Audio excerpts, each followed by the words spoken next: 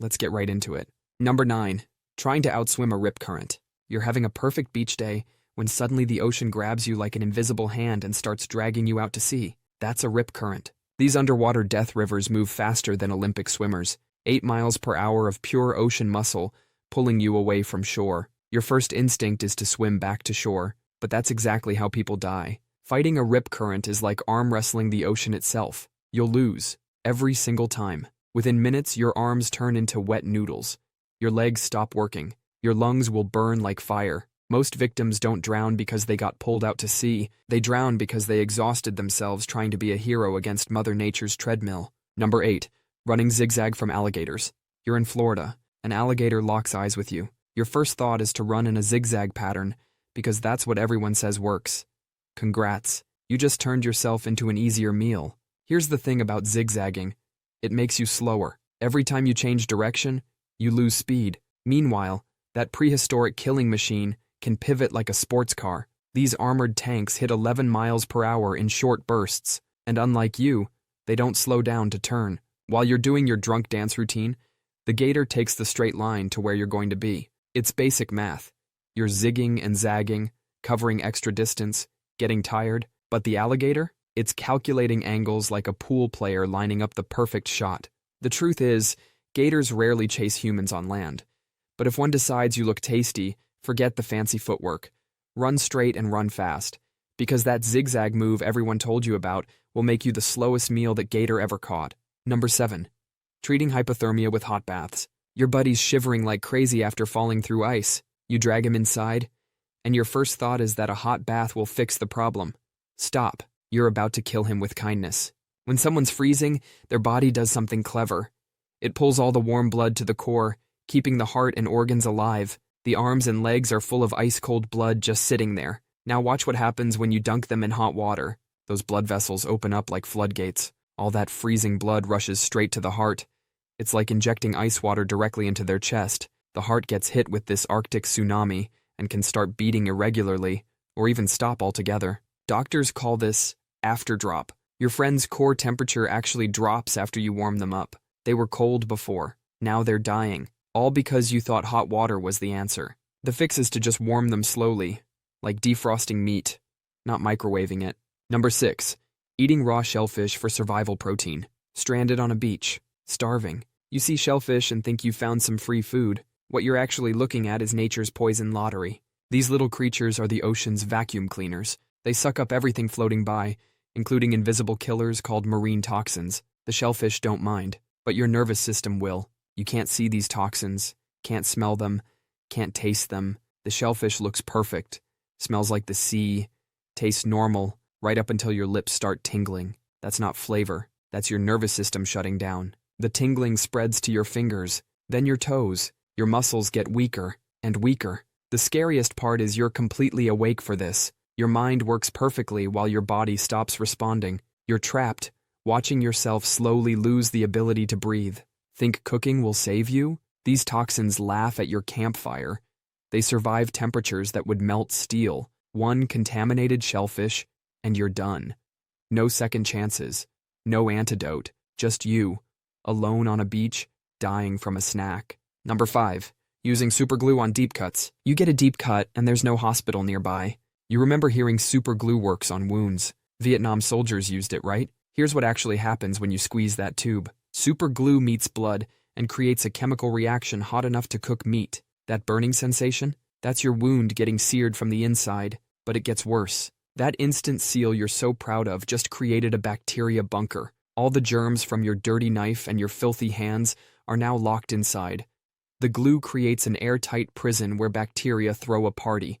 No oxygen means the nasty ones thrive, and that super glue contains formaldehyde, the stuff they pump into dead bodies.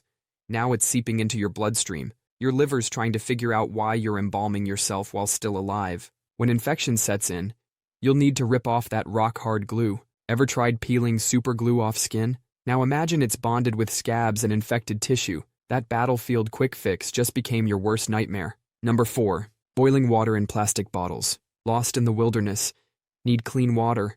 You remember that survival hack about boiling water in plastic bottles? Well, it sounds like it's time to poison yourself. Plastic starts breaking down at 80 degrees Celsius. Water boils at 100. Before your water's even hot enough to kill germs, the bottle's already dumping chemicals into it. BPA, phthalates, antimony. It's like making toxic soup. The bottle might look fine at first. That's the sneaky part. The chemicals leak out invisibly. By the time the plastic starts warping, you've already created a poisonous cocktail. Those survival experts showing this trick on YouTube, most of them are not drinking the water afterward. There's this guy in Alaska who tried it. Thought he was being smart. Boiled creek water in his plastic bottle over a campfire. The next 3 days he had the worst stomach cramps of his life. He was crawling back to civilization, wishing he'd just risked the creek water. The chemicals don't just make you sick now. They stick around in your body, messing with your hormones, your liver, your kidneys. You survive the wilderness just to poison yourself slowly. Number 3. Jumping in water during lightning. A storm rolls in while you're swimming. Lightning flashes. You might think diving underwater is the safest option. Well, you just volunteered to be nature's science experiment. Water conducts electricity like a highway conducts cars. When lightning hits, the current spreads across the surface in all directions. Miles of instant electric death. And you're the tallest thing in that water. A human lightning rod. The electricity stays near the surface where you need to breathe. Even if you dive deep, you have to come up eventually. When you do, you're surfacing into an electric field that can stop your heart. Getting out doesn't save you either. You're soaking wet, creating a perfect electrical path from head to toe. That water dripping off you is like wearing a suit made of extension cords. You're actually more attractive to lightning now than when you were swimming. The fish down deep?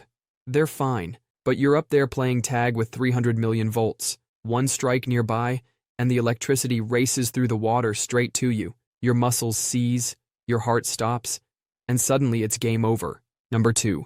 Tourniquet for minor bleeding. Small cut on your arm. Your buddy breaks out a belt and cranks it tight enough to cut circulation. He just started the countdown to you losing that arm. Tourniquets are the nuclear option for bleeding. You don't drop a bomb because someone lit a candle. That belt cutting off all blood flow? It's killing everything below it. No blood means no oxygen.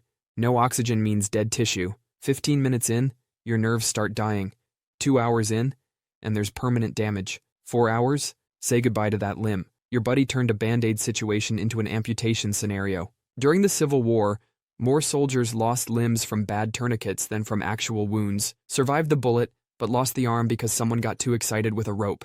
The tissue death creates toxins. When that tourniquet comes off, those toxins flood your system. Your kidneys shut down trying to filter the poison from your own dead arm. Suddenly you go from needing a bandage to needing dialysis. Number 1. Rationing water in extreme heat. Desert.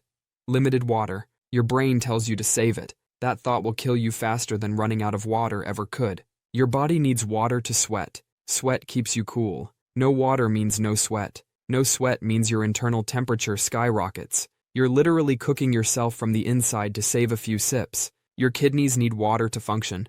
Starve them and they shut down. Once they go, the toxins in your blood have nowhere to escape. You're poisoning yourself while your bottles sit full in your pack. The sick irony is that people die of heat stroke with water still in their containers. They rationed themselves to death. Their last thought might have been that they were smart for saving some for tomorrow. There is no tomorrow when your organs are failing today. Your blood gets thick without water. Your heart works harder pumping sludge through your veins. Your brain overheats. You get confused, make bad decisions, and wander off the trail, all because you wanted to make that water last. Drink the water. Stay alive long enough to find more, because that bottle you're saving is useless to a corpse. That's all for today. I'll be making similar videos in the future. Subscribe to see them.